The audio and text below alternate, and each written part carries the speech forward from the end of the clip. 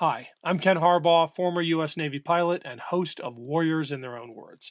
Our mission here is simple: to preserve stories of service and sacrifice from America's warriors.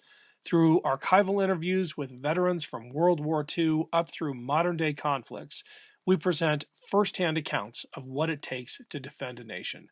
This is the unvarnished, unsanitized truth from those who lived it. This is Warriors in Their Own Words.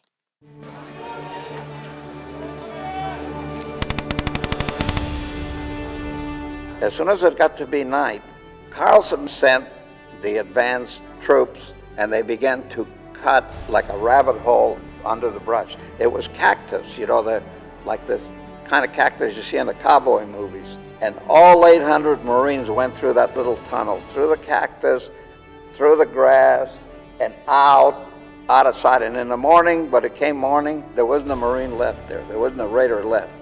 This guy said, "Where did they go? Where'd they go?"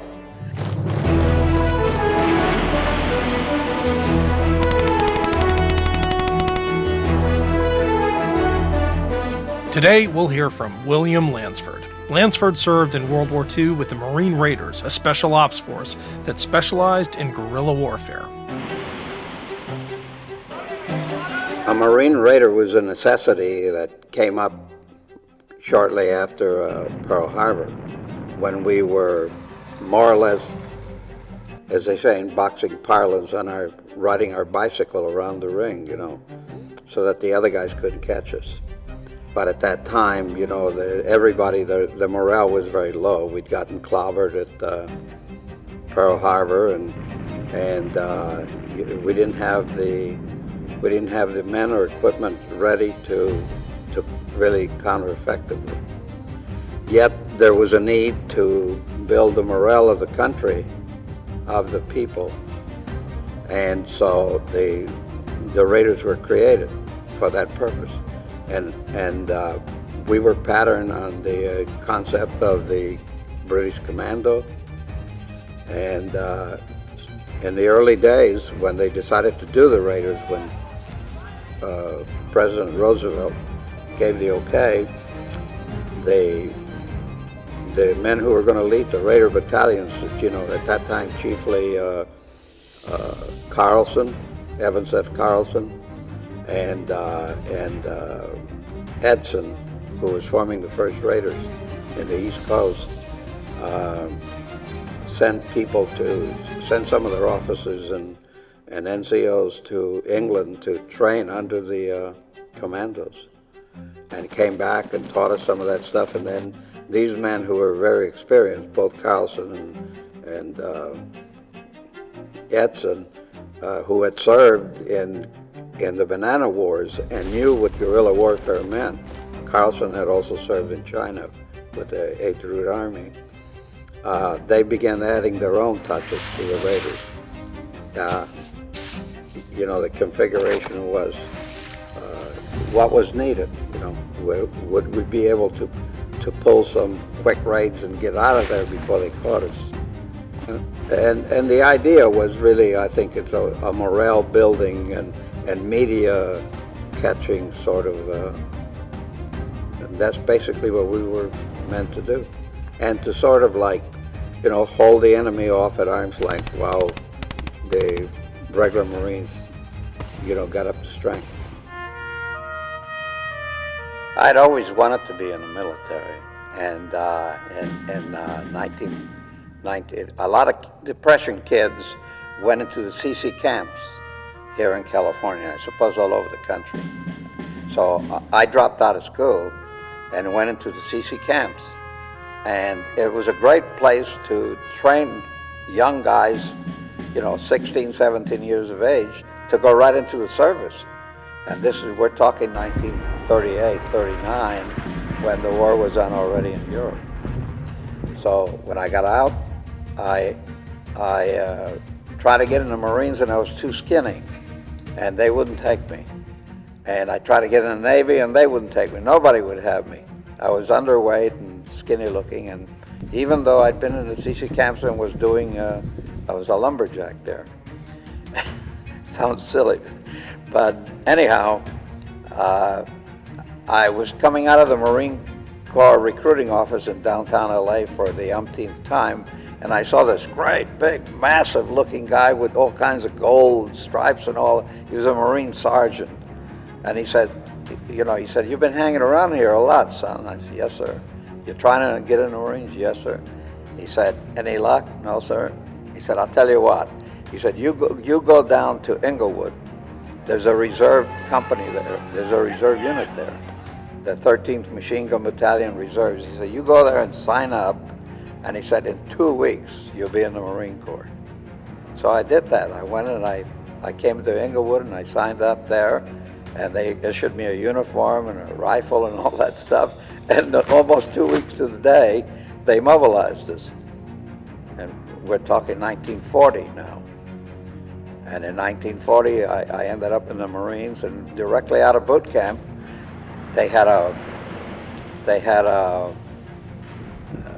list on the bulletin board. You could sign up to go to China, or you could sign up to join the 6th Marine and regiment, which was forming then.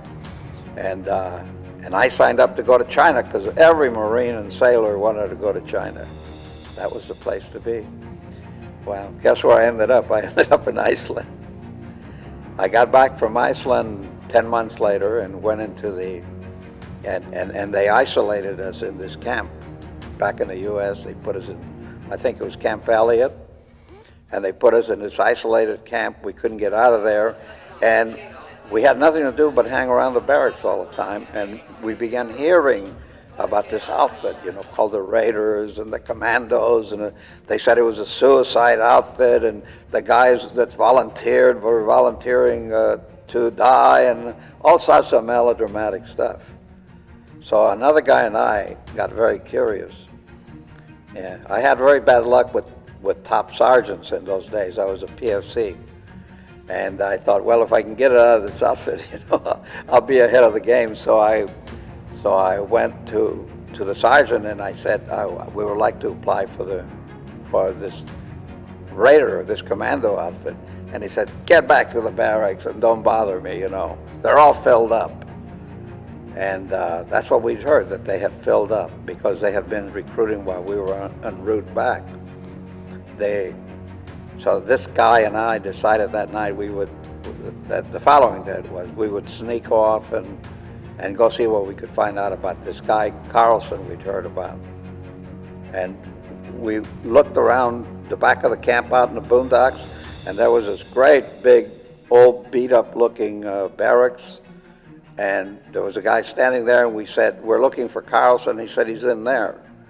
So we went in there, and the guy and I began going in all these empty rooms. This is an old beat-up place, and I opened an office, and there's this tall-looking Lincoln-esque kind of a guy in a Marine uniform. He's sitting there at a little crappy table, and he's writing something in a notebook. And he looked up, and he said, "Can I help you, son?" I said, "I'm looking for Major Carlson." He said, "I'm Carlson." He said, "What can I do for you?" I said, "I want to join the Raiders." So he said, "Sit down," and we began to talk. And he said, "We're all filled up, He said, "We got a lot more men than we need." And I said, "Well, that's not fair because we just got back, and I'd like a shot at it." He said, "Okay, you have a point." And then he began asking me questions, would you cut your buddy's throat if he was panicky behind the lines and stuff like that. It was fairly melodramatic stuff. And I answered what I thought he wanted to hear. Then I got out of there. He said, "You'll hear from us in a day or so. You go back to your unit." So when I got out, my buddy came out too, and he had run into James Roosevelt in another room on the other side. And he had gone through the same routine. Would you stab a Japanese in the back? Would you do this? Would you do? And he'd answer yes. But we found out later a lot of guys would say, "No, I couldn't kill my best buddy." So they would say, "Thank you very much, go back to your unit." I got back, and sure enough, the first sergeant was waiting for us. He said, "I thought I told you, you 8 balls, not to leave this camp." He said, "Okay, get back to your quarters and I'll take care of you." So I thought, well, court-martial. The next morning, a guy comes running out and he says, Lansford, pack your sea bag. He said, right away. There's a truck waiting for you guys out there. He told the other guy too, there's a truck waiting for you out there. So we were already packed, so we just got out there into the company street, and there's the first sergeant. And he looked at me, you know, like this, and we got up on the truck, and as the truck started up, he said, I hope you get killed. That's how I started my war. The next thing we were at Jack's Farm training with the Raiders.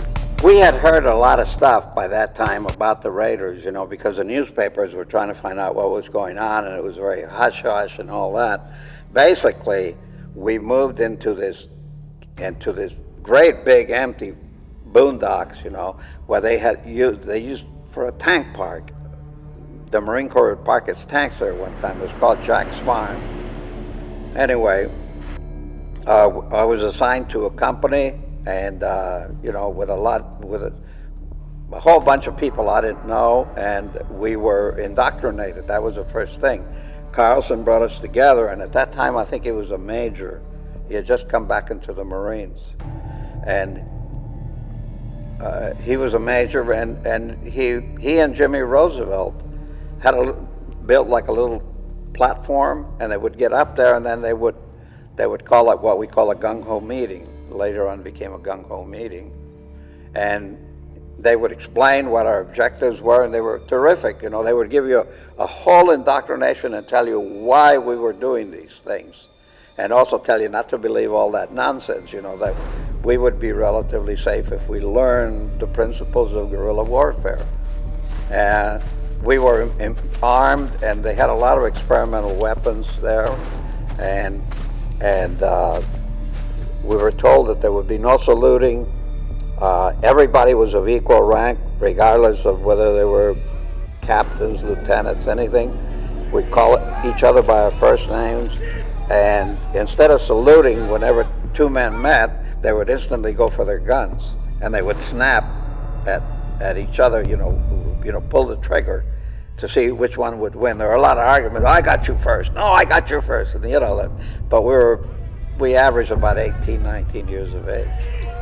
Anyway, during the training, there were casualties. There were about 3 guys that I can remember. One of them got shot through the jaw. Another guy got shot in the belly.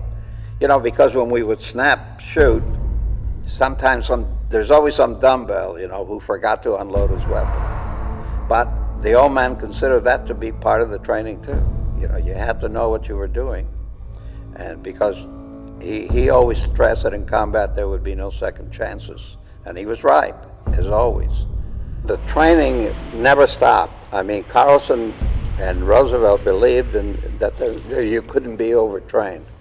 And we continued training even after we left Jack's Farm, and we shipped out overseas and went into various staging areas. We continued the training all the time, constantly. And you have to be on your toes, because the kind of stuff that they were teaching us, like sneaking up on people and like grabbing a guy up from behind and throwing him, or like defending yourself against.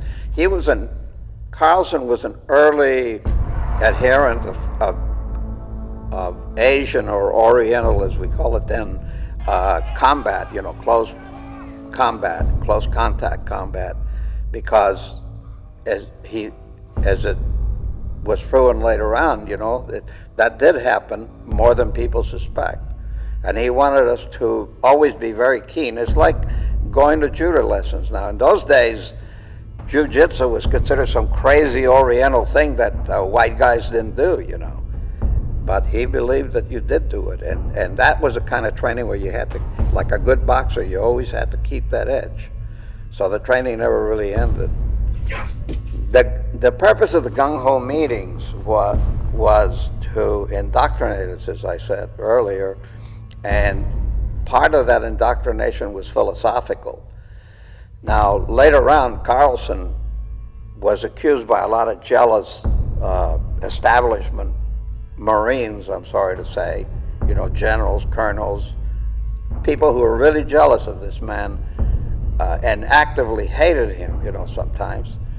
He was accused of being a commie, a pinko,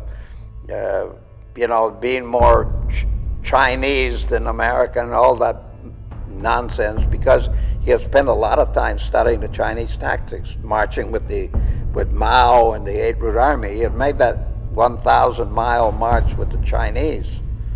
But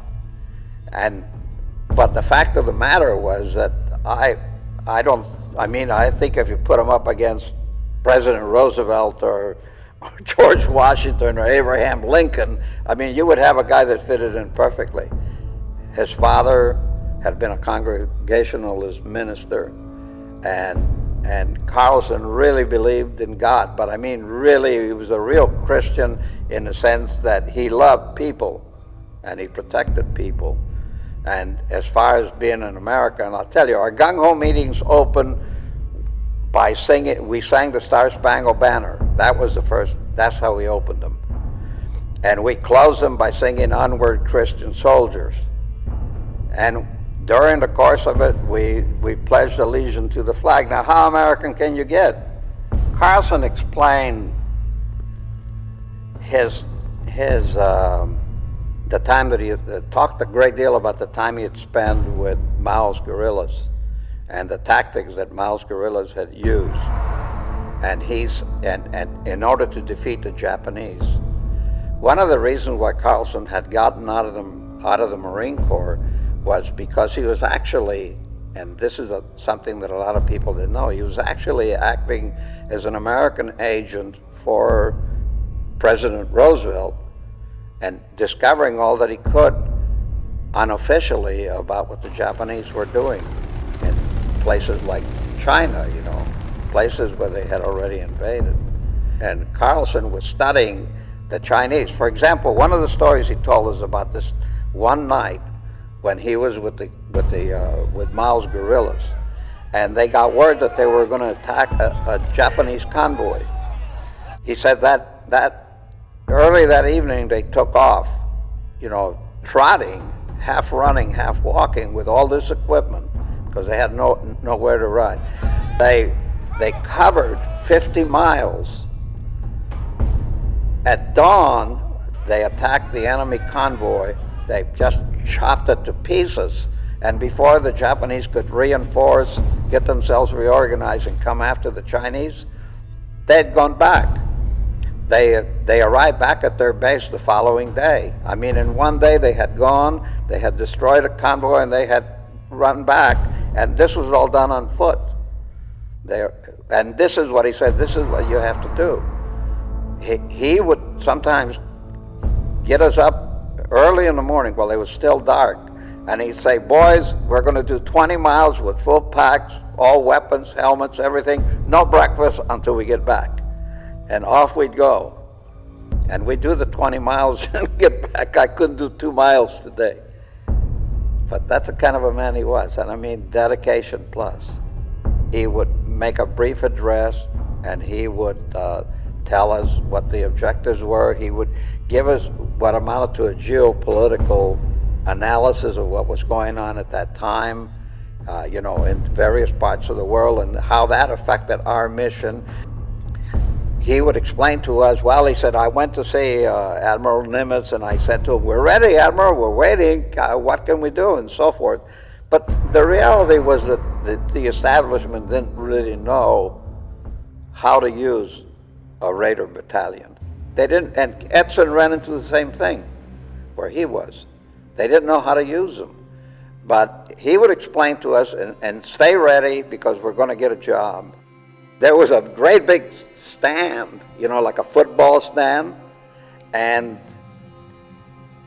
all the brass was up there, admirals, generals, you couldn't believe it, Army, Navy, Air Force, everything. They were sitting there like they were going to watch us perform, like we were performing monkeys.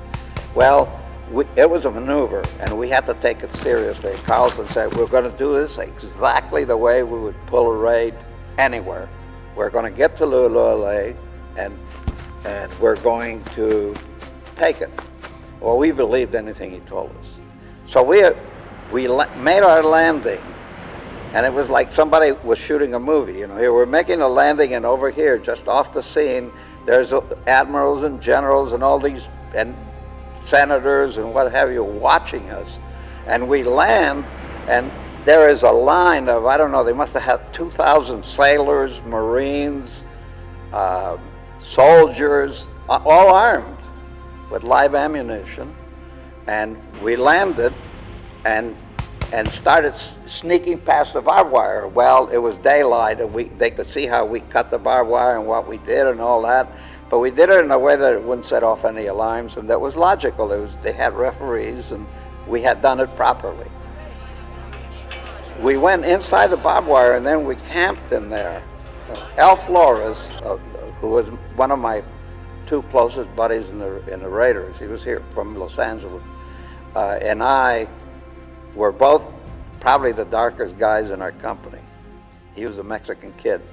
So we were assigned the job. We carried civilian clothes in our pack, and we were assigned a job of becoming civilians as soon as possible, getting away and going forward and scouting out this area. I was a scout, that's what we did, and machine gunners. So we got into our clothes and, dressed like civilians, sneaked off under the bushes and all that, and made our way towards Wwii and began mapping everything. And I won't tell you our story because that's too complicated, but we ended up being chased by the MPs and really having literally to run for our lives because they were trying to kill us. They thought we were real spies. Meanwhile, there were 800 Marines there, Raiders. And that night, as soon as it got to be night, we had all the campfires and everything. The old man sent the advanced troops, and they began to cut like a rabbit hole under the brush. It was cactus, like this kind of cactus you see in the cowboy movies. And they began to cut a hole through the cactus, like a rabbit hole, and all 800 Marines went through that little tunnel, through the cactus, through the grass, and out of sight. And in the morning, but it came morning, there wasn't a Marine left there. There wasn't a Raider left. This guy said, where did they go? Where'd they go? And this is all true. I know it sounds fantastic.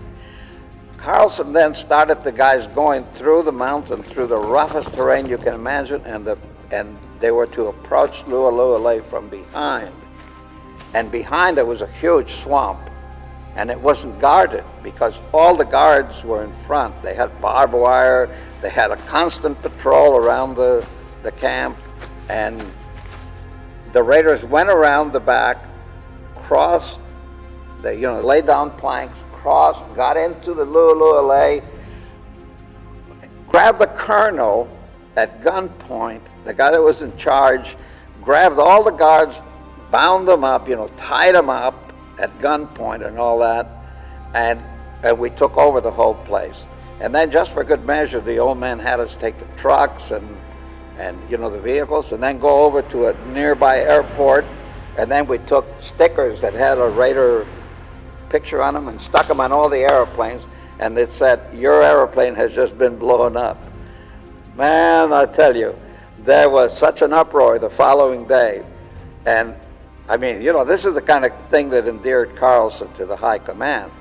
We had completely taken over everything, and we had tied them up like pigs, and they were enraged. The high command was just enraged. I mean, Carlson couldn't do anything right after that, except with Papa Nimitz. And we were totally isolated from everybody. We had nothing. We just lived like on nothing practically. And while we were waiting for employment, and that employment, came around, it was Guadalcanal had been invaded, and we got an assignment to go into Guadalcanal and help, the effort there. The Marines were very hard pressed. They've done a wonderful job, but I mean, they were virtually isolated too. That concludes part 1 of Bill Lansford's story. In the next episode, he recounts his dramatic exploits in the Battle for Guadalcanal and beyond. Warriors in Their Own Words is our attempt to present an unvarnished, unsanitized truth of what we have asked of those who defend this nation. Thank you for watching, and by doing so, honoring those who've served. This program was produced by Evergreen Podcasts and Documentary.tv. I'm your host, Ken Harbaugh. If you've enjoyed this episode, please comment, share, and subscribe below.